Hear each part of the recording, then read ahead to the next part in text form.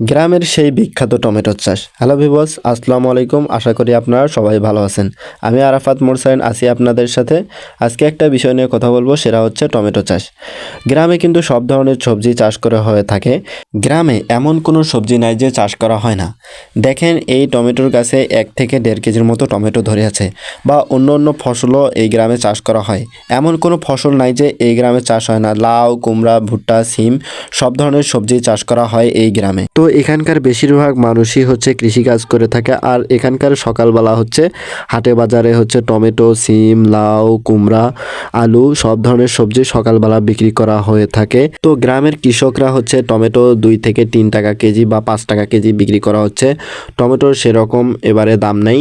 তো কৃষক আশা করছেন যে রমজানে কিছুটা হচ্ছে টমেটোর দাম বাড়বে, কারণ রমজান মাসে হচ্ছে টমেটো সালাদ করে খাওয়ানো হয়। তো এই আশা করে কৃষক তার কর্ম চালিয়ে যাচ্ছেন।